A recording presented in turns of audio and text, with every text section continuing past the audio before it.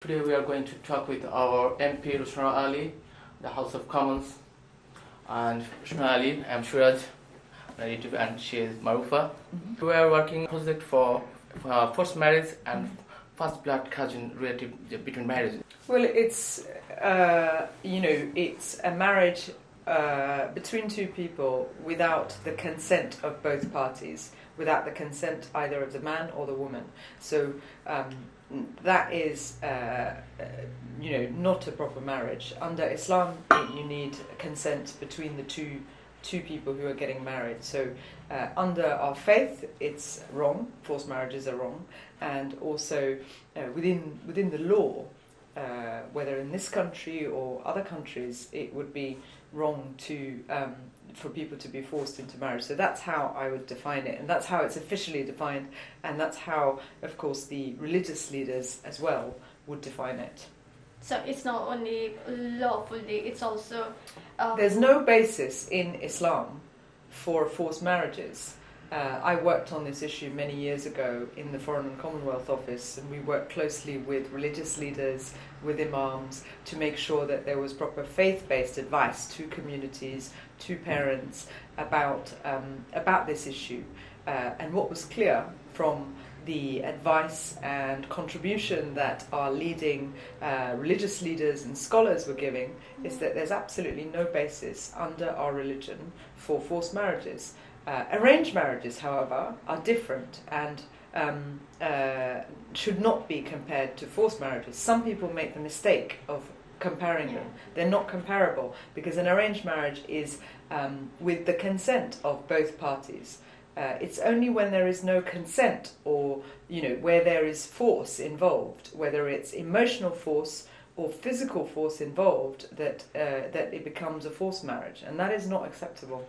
Okay, so what are the existing law in this country on forced marriage? Well, in this country there are a number of laws to protect people from being forced into marriages. Criminal laws that already exist for particularly young people, for minors. So if they find themselves in such a situation, there are criminal legal protections that can be available because they're minors.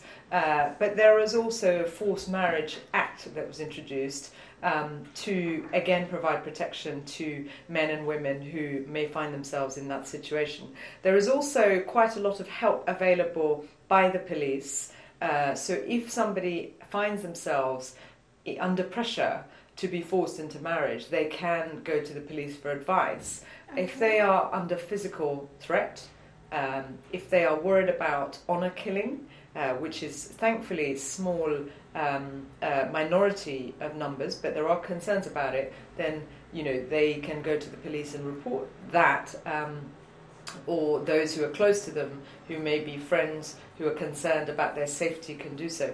But in the Foreign and Commonwealth Office, when my party was in power, the Labour Party introduced a unit now called the Forced Marriage Unit that was there to give people practical advice, to give young men and women practical advice. It's not just women who are affected. 75% are women, 25% men. Yeah, it's to give them help and advice and counselling if they find themselves in a situation where they're worried about being forced into marriage and taken abroad. Yeah. So the idea is to make sure there's proper consular assistance and support if they find themselves in that situation, but also to give them counselling and advice on how to deal with those issues and how to explain their position to their family members and so on. So I think that's very important, because it's important to do as much work to stop it happening in the first place, and also wherever possible help the young person who's involved. Usually it's younger people who's involved, to give them the confidence to explain and talk to their parents, talk to their families who may be putting them under pressure to force them into marriage, so that they don't make that mistake, so that they don't end up in a conflict with their children. So that's the first thing. The second thing is, in the event that happens, in the event that the young person's not being listened to, and they are under pressure and being forced into marriage, that there is proper support from the police, from the UK consular division in the countries they're being taken to, and that they are rescued back from those countries in the event of an emergency, or their lives are under threat, which has been the case in cases that I dealt with in the past, that there is proper assistance provided by the British government to bring them back and to keep them safe. Unfortunately, there have been some examples where, people's safety were jeopardised, and that's why this unit is so important. So I think it's important to make sure there's proper education, community work, so that the community understands the difference between what's right and wrong, and that has happened. A lot of good work has gone on between community organisations, between women's groups, between the faith-based organisations and the mosques, to explain to people what is right and what is not, and also to explain the legal rights that someone has, whether it's a man or a woman, to protection. So those are things that are important to make sure happens. In the end, forced marriages can't be tackled without the support of the community, without the understanding of families, without understanding the damage it can do to their children and their relationships with their children. And also without people being aware that, for example, it's not just in the Muslim community, it happens in the Hindu and the Sikh community, that it's very important that there is proper understanding of the fact that there is no basis, certainly not in Islam, for forced marriages to be justified or to take place. So you're taken into abroad, so still they can seek for help? Yes, they can. They can go to the UK, the UK consular division, and ask for help. So what the forced marriage unit does in the Foreign Office, from my recollection, when I was involved with starting it up and working there with a group of colleagues, is that they get advice from a counsellor, and also that all their details are kept.